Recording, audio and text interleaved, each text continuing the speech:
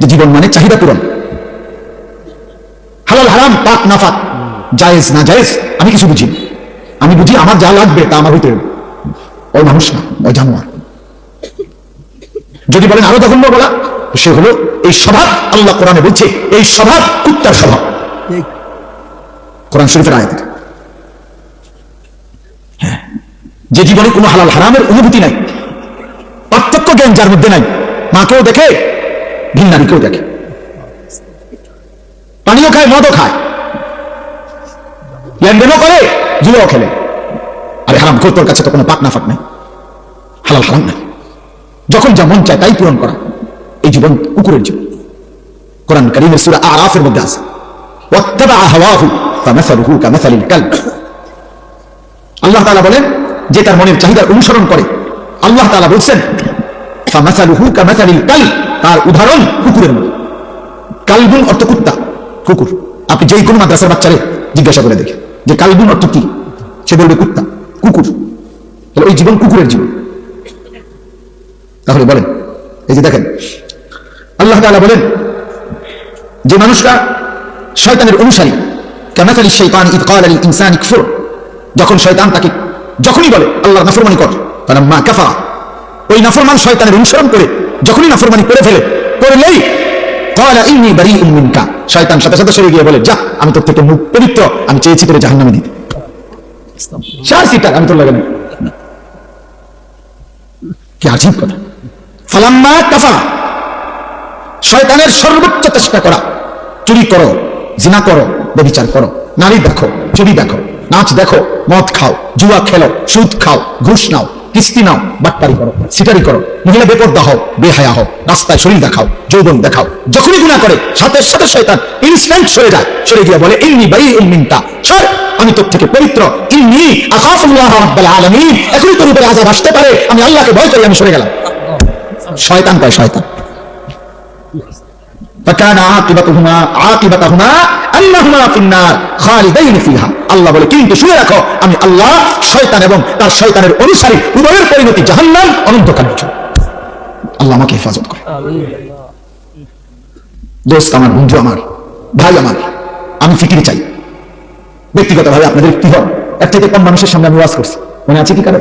কাজেই জনপ্রিয়তার কোনো কিছু আসে যায় না। আমি কোনো ভোটে দাঁড়াইতাম না যে এখন মাশাআল্লাহ যেহেতু লোক বাড়ছে বা দাঁড়াই এলাই, না দাঁড়াইতাম, বইয়ে দিছি, দাঁড়াই আওয়াজ করা সম্ভব না, এতক্ষণ খারাইতাম কঠিন। আমি এখানে কম মানুষের সামনেও কথা বলেছি, আমার মনে আছে। অতএব বিষয়টা এখানে কি নয়, জনপ্রিয়তা মাকসাদ নয়, লোক বেশি হয়েছে কম হয়েছে এটা কোনো বিষয়। ফিকির চাই আব্বা। নওজওয়ান প্রিয় ছেলে, তুমি তোমার জায়গায় দাঁড়াইয়া, শুধু তুমি তোমাকে নিয়ে, এই পৃথিবীর কাউকে নিয়ে ভাইব না, ঠিক আছে বাবা, বাদ দাও, সবাই বাদ দাও, শুধু তোমার জীবন নিয়ে তুমি 1 মিনিট 30 সেকেন্ড চোখ বন্ধ করে ঘুমের আগে একবার হলো ভাইব সারাদিন যারা এক ওয়াক্ত নামাজ পড়ো নাই, প্রিয় ভাই, এটা কি কোনো মুসলমানের জন্য সাজলো কিনা? জি না। আমার আব্বা, আমি অনুরোধ করলাম, আমি শুনাই, হ্যাঁ, কোরআনুল কারীম আল্লাহ বলছে, এই যে সূরাটা এর আগে দিয়া, আল্লাহু ইয়াতাওয়াফাল আনফুসা হিনা মাউতিহা ওয়াল্লাতী লাম তামুত ফি মানামিহা। ভাইয়া শুনতেছেন আপনারা? প্রত্যেক মানুষের রূহ আল্লাহ বলেন আমি আল্লাহ শরীর থেকে আলাদা করি দুইবারে, একবার মৃত্যুর সময়, আরেকবার ঘুমের সময়। খোদার কসম, এটা কোরআন শরীফের আয়াত। আল্লাহ তাআলা বলেন প্রত্যেকবার আমি আল্লাহ, বান্দা যখন ঘুমায় আমি তো চোখে ঘুম দেই, তো আমি ঘুম দেই মানে রূহটা আলাদা করে তাকে ঘুম পাড়াইয়া দেই। আল্লাহ বলেন আমি আল্লাহ তার শরীর থেকে তার রূহকে আলাদা করে দেই। এরপর আল্লাহ বলেন ফায়ুমসিকুল্লাতী কাযা আলাইহাল মাউত, এই ঘুমের মধ্যে যদি কারো ব্যাপারে মৃত্যুর সিদ্ধান্ত নিয়ে দেই তো রূহটা রেখে দেই। ওয়ায়ুরসিলুল উখরা ইলা আজালিন মুসাম্মা, যদি আমি আরো কয়েকদিন পরে মৃত্যু দেব এই ফয়সালা নিয়ে রাখি তো বারবার রূহটা ফেরত দেই, এটা আমি আল্লাহর ফয়সালা। দোস্ত আমার, বন্ধু আমার, এক ওয়াক্ত নামাজ তোমরা যারা পড়লা না, এরপরে যারা ঘুমায় যাবা এখন গিয়া রাতে, এই ঘুম যদি আর না ভাঙে, এই রূহ যদি আর না ফিরে দেয় মাওলা, তাহলে সারাদিনে নারী ছবি, গান বাদ্য, মোবাইলের অশ্লীল দৃশ্য, জিনা ব্যভিচারের ছবি, হারাম রোজগারের ধান্দা, কতজনকে কত গালি দিলেন, মন্দ বললেন, বিড়ি খাইলেন, সিগারেট খাইলেন, কত মিথ্যা বললেন, নাটক দেখলেন, সিনেমা দেখলেন, নারীর অশ্লীল ছবি দেখলেন, আবার একটা ওয়াক্ত নামাজের সিজদাও দিলেন না, এমন নিকৃষ্ট মৃত্যু, আখিরাত কি হবে? ওয়ালাউ তারা ইদিল মুজরিমুনা নাকিসু রুউসিহিম ইনদা রাব্বিহিম, আল্লাহ বলেন বন্ধু আপনি দেখবেন হাসরের ময়দানে কোটি কোটি নাফরমান বান্দা আমি আল্লাহর সামনে মাথাটা নিচের দিকে নিয়ে লজ্জায় অপমানে বেইজ্জতিতে আমি আল্লাহর সামনে মাথা নিয়ে দাঁড়িয়ে আছি। রব্বানা আবসারনা ওয়া সামি'না ফারজি'না না'মাল সালিহান ইন্না মুকিনুন। নাফরমান বান্দা মাথা নিয়ে চোখের পানি ফেলে বলবে, আল্লাহ আজ হাসরের ময়দানে দাঁড়িয়ে আমি সব কিছু নিজ চোখে দেখলাম, জান্নাত জাহান্নাম আখিরাত মিজান ফুলসিরাত সব আমি দেখলাম, জাহান্নামও দেখলাম। আল্লাহ আমি সব কিছু কানে শুনলাম, আমি বিশ্বাস করলাম। এবার আমার একটা বারের জন্য দুনিয়ায় ফেরত যেতে দেন।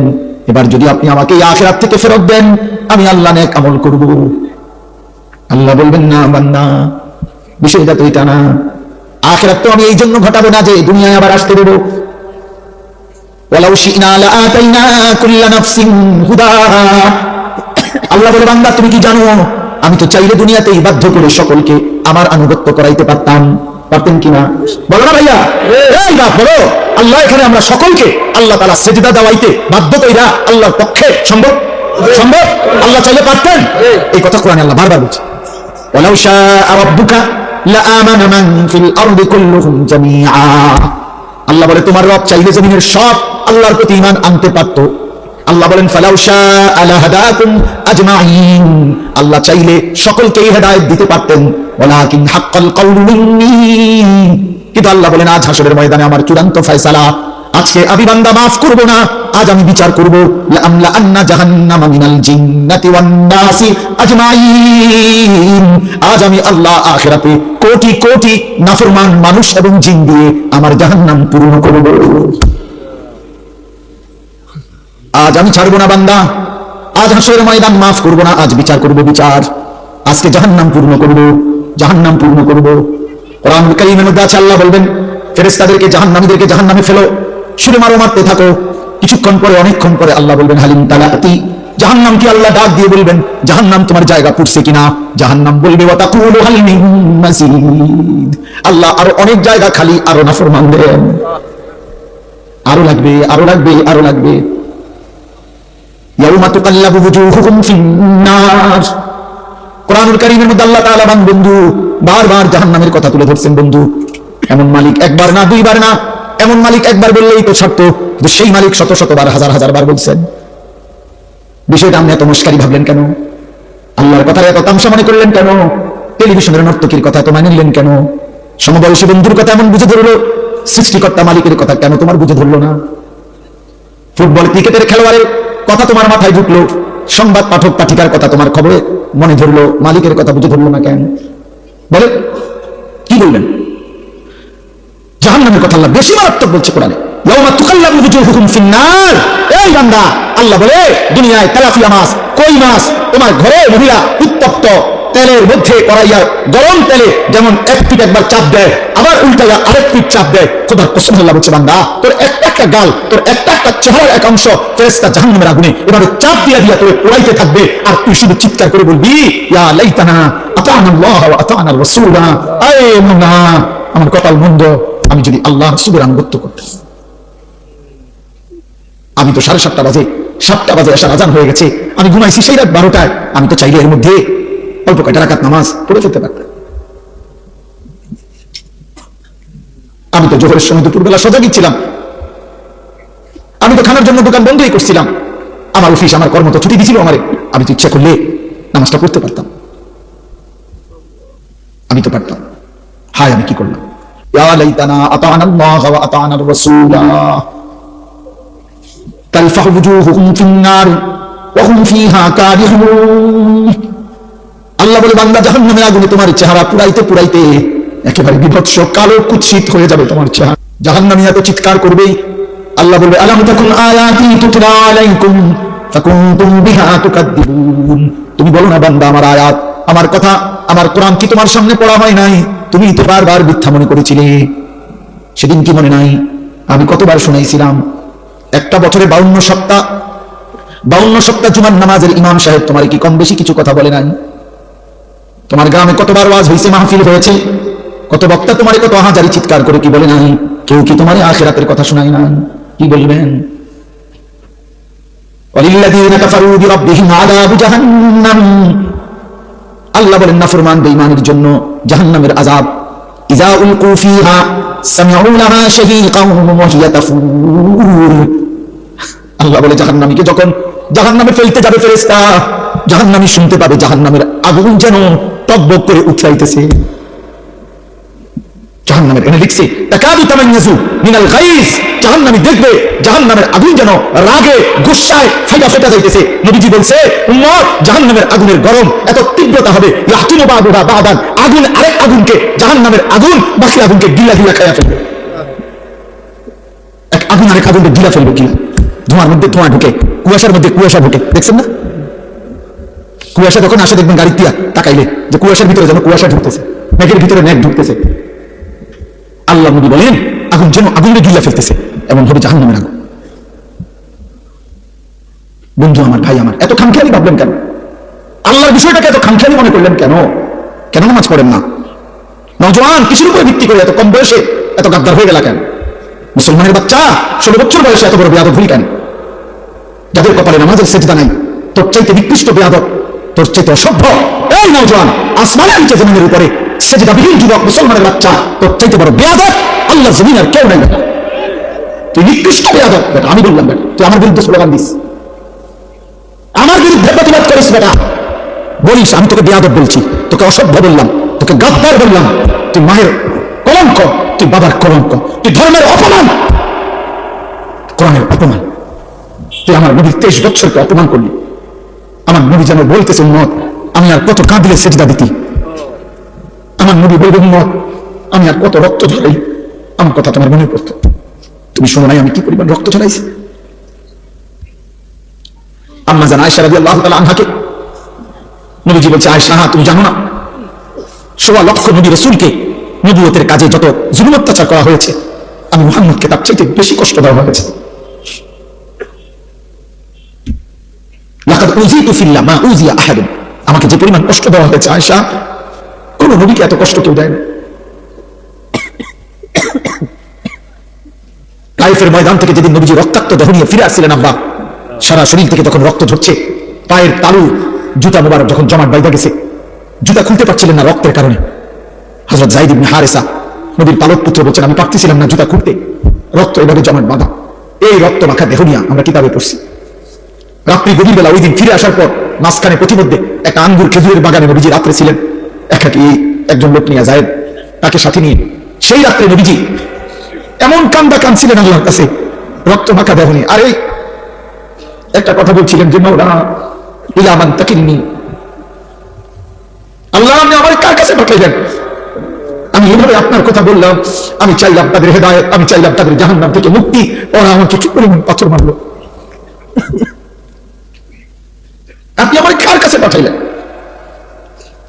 এ কেমন মানুষের কাছে পাঠাইলেন আমারে? এরা আমাকে এইভাবে মারলো। তখন নবীজি একটা কথা শুধু বলছে কাঁদতে কাঁদতে সেই রাত্রে, আল্লাহ এই সমস্ত রক্তের প্রতি আমার কোনো অভিযোগ নাই, আমার উম্মতের প্রতি আমার কোনো অভিযোগ নাই, শুধু আমি একটা জিনিস চাই মাওলা, যদি আপনি বলেন যে আপনি আমার উপরে রাগ করেন নাই ফালা উবালি, তাহলে আমি আর কোনো কিছুর পরোয়া করি না। আপনি শুধু বলেন আপনি খুশি আছেন কি, আমি আরো রক্ত দেবো মাওলা, আমি আরো ক্ষুধার কষ্ট সইব, আমি আরো রাত ভর চোখের পানি ফেলে কাঁদবো আমার উম্মতের জন্য, বিনিময়ে আমি আমার আপনার সন্তুষ্টি চাই মাওলা। আপনি হলেই আমার সব হবে, আপনি না হলে আমার কিছুই হবে না। এজন্য দোস্ত নারী দেখে কি কি মজা পাইলা, উলঙ্গ ছবি দেখে কি কি মজা পাইলা, মদের আড্ডায় কি সুখ পাইলা, জুয়ার আড্ডায় কি সুখ পাইলা, জিনার ব্যভিচার আর অসৎ নারীর হারাম সম্পর্কে কি মজা পাইলা। নবী সাল্লাল্লাহু আলাইহি ওয়াসাল্লামের হাদিস শুনেন, আল্লাহ নবী বলেন মান জানা ওয়া শারিবাল খামরা নাযা আল্লাহু বিহিল ঈমান কামা ইয়াখলাউল ইনসানু আল কামিসা মিন রাসিহি। নবীজি বলে যে জিনা করে এবং মদ পান করে, জিনা যে নারীর সাথে হারাম সম্পর্ক করে, নেশা করে, খোদার কসম নবী বলছে আল্লাহ তার কলিজা থেকে, দিল থেকে আল্লাহ তাআলা তার ঈমান এভাবে বের করে ফেলে মানুষ যেমন গায়ের থেকে জামা খুলে ফেলে। কি বুঝেনি না?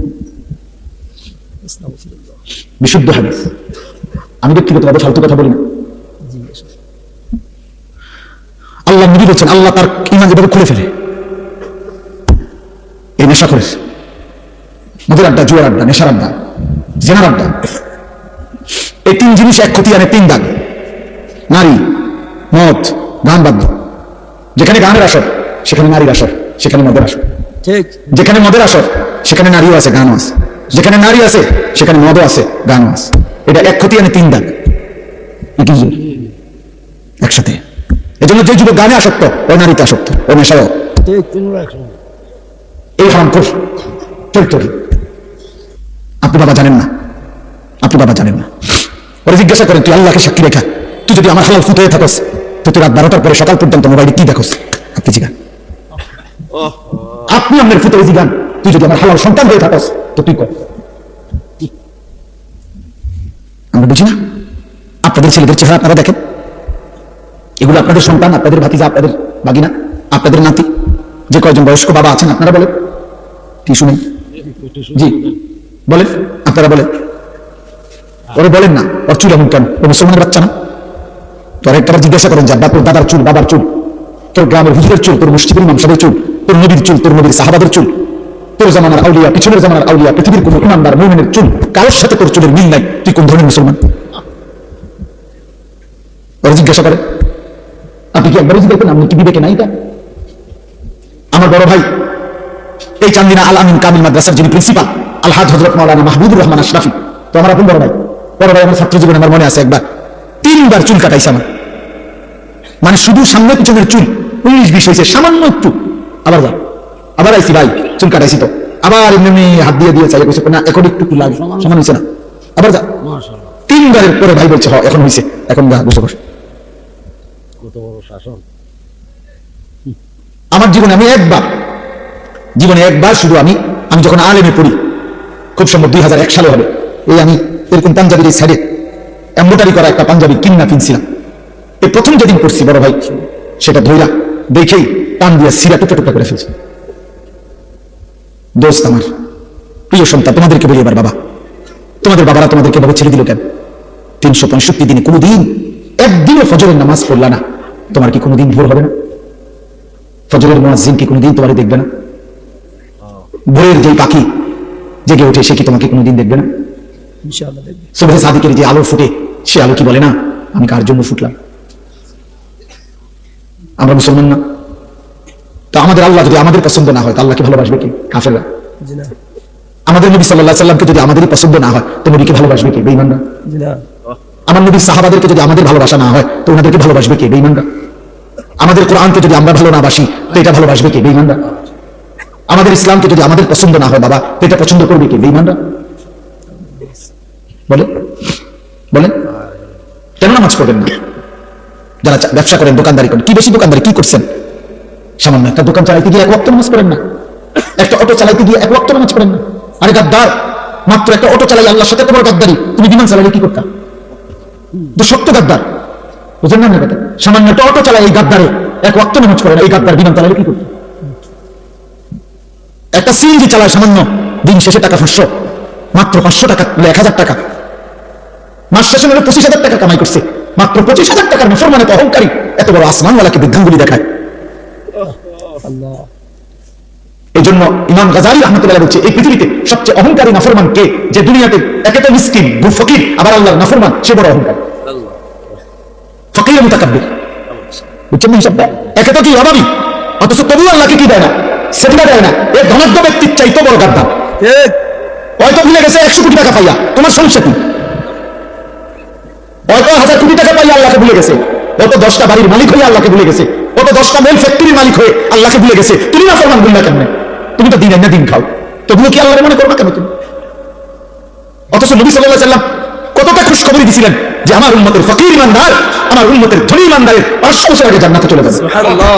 নবীজি বলছেন, আল্লাহুম্মা আহিনি মিসকিনান, আল্লাহ আমাদের দরিদ্রদের মাঝে বাঁচায় রাখেন, আমি তিনি মিসকিনান, আমার দরিদ্রদের মাঝে মৃত্যু দেন, ওয়াহশুরনি ফি সুমরাতিল মাসাকিন, আখিরাতে আমার দরিদ্র ইমানদার উম্মতের সাথে দাঁড় করায় দেন। আল্লাহু আকবার। নবী তো অবাধিকে বলে নাই।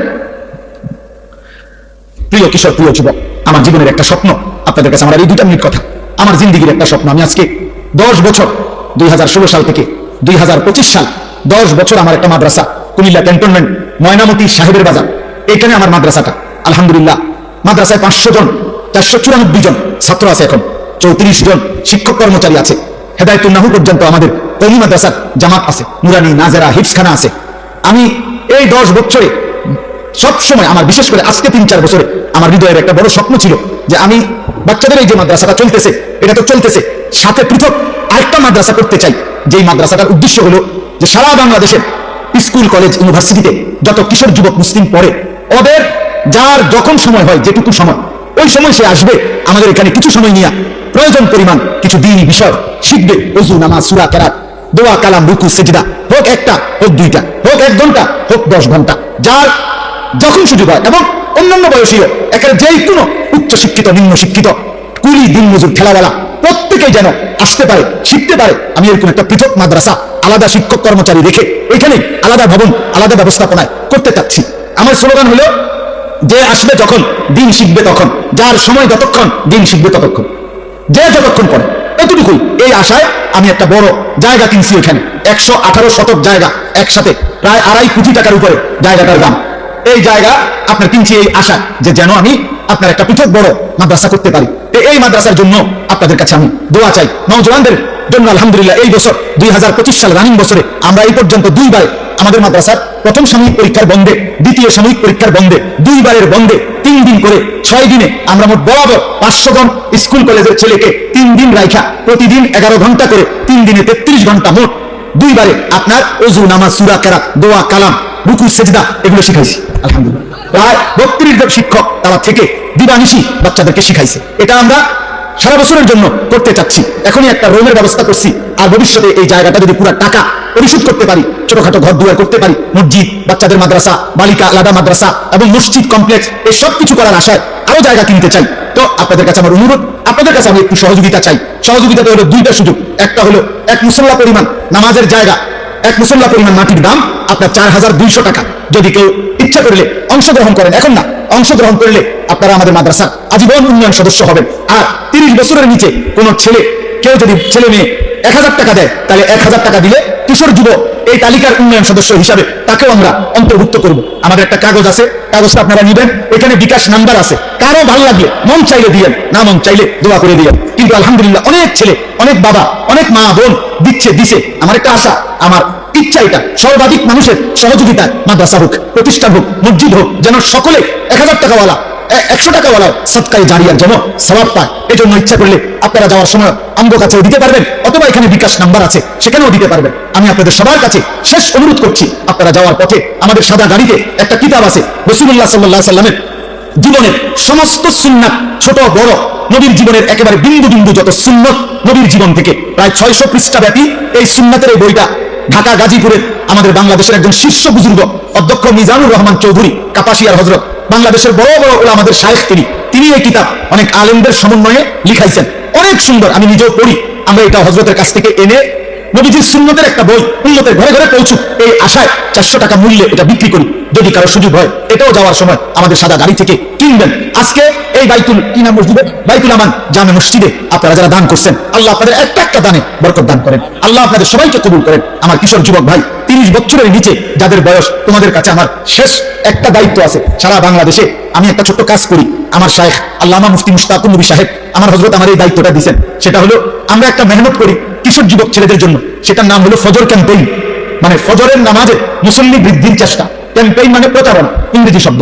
অর্থ হলো এই 30-এর নিচে কোন কিশোর যুবক সে সিদ্ধান্ত নিবে কোন মহল্লা যে আমি ফজরের নামাজ নিজে পড়বো, আমার একজন বন্ধুকে ফজরের নামাজের জন্য জাগাবো। তাইলে তোমরা 2 জন হইবা, তোমরা যদি 2 জন আবার 2 জনকে জাগাও, তাহলে 4 জন হবে, 4 জন ডাকলে 8 জন হবে, 8 জন ডাকলে 16 জন হবে। এইভাবে ধীরে ধীরে ফজরের নামাজের মুসল্লি বাড়বে। ফজরের নামাজের মুসল্লি বৃদ্ধি কেন দরকার? এজন্য দরকার, হাদিসের ভাষ্য মতে, নবীজির বর্ণনা, ফজরের মুসল্লি যারা মাহাদির সৈনিক তারা, কসম খোদা, ফজরের মুসল্লি হবে যারা দাজ্জালের বিরুদ্ধে লড়বে, তারা ফজরের মুসল্লি যারা পৃথিবীময় মাহাদির নেতৃত্বে ইমানের পতাকা উড়াবে তারা। এজন্য আগামীর পৃথিবীর জন্য ইমানদার যুবক প্রস্তুতির উদ্দেশ্যে আমরা চাই যে কিশোর যুবক ছেলেরা ফজরের নামাজের মাধ্যমে এই ফজর ক্যাম্পেইনের কাজ করুক। কোনো দলও না, সংগঠনও না, সামনে নির্বাচনের কোনো প্রার্থীও না, শুধুমাত্র আখিরাতের আশায় আমরা অনুরোধ করলাম, তোমরা ছেলেরা পারলে এই মেহনত করো, যার ভালো লাগে তুমি তোমার জায়গা থেকে নিজে চেষ্টা করো। আল্লাহ আমাদেরকে তৌফিক দেন, কবুল করেন, আমিন। আলহামদুলিল্লাহি রাব্বিল আলামিন। আল্লাহুম্মা আনতাস সালাম ওয়া মিনকাস সালাম, তাবারাকতা ইয়া যাল জালালি ওয়াল ইকরাম। মাওলাই করিম আপনি মাফ করে দেন, রব্বে করিম আপনি মাফ করে দেন। একটা একটা গুনাহ থেকে বাঁচবার তৌফিক দান করেন, হারাম থেকে বাঁচান, কবিরা থেকে বাঁচান, কুফর শিরিক থেকে বাঁচান, আপনার নাফরমানি থেকে বাঁচান। মাওলা আল্লাহ জাহান্নামের আযাব থেকে বাঁচান, কবরের আযাব থেকে বাঁচান। মাওলা আখিরাত নিরাপদ করে দেন রে মাওলা। আল্লাহ এই কিশোর যুবক ছেলেগুলোকে আপনি বদলে দেন, আপনি বদলে দেন, আপনি বদলে দেন, আপনি বদলে দেন। আপনি চাইলে এরা বদলে যাবে, আপনি চাইলে এরা মাহদির সৈনিক হবে, আপনি চাইলে এরা ফজরের মুসল্লি হবে, আপনি চাইলে এরা ইমানের আমলের আখিরাতের ফিকিরওয়ালা হবে।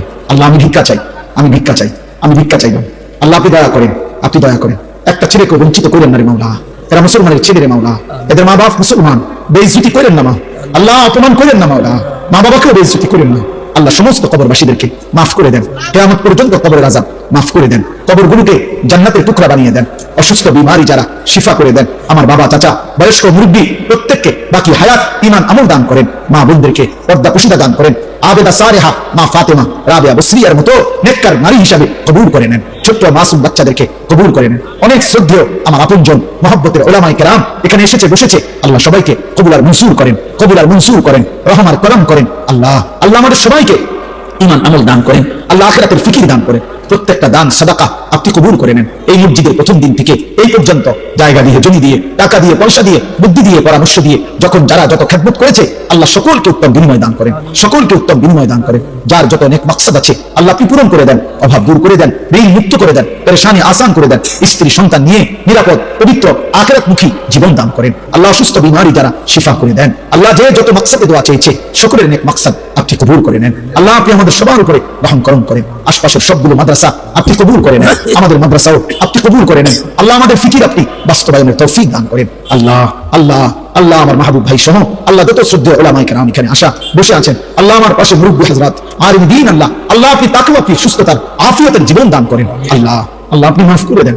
রাত গভীরে মাওলা আখিরি ফরিয়াদ আর কিছু দেন আর না।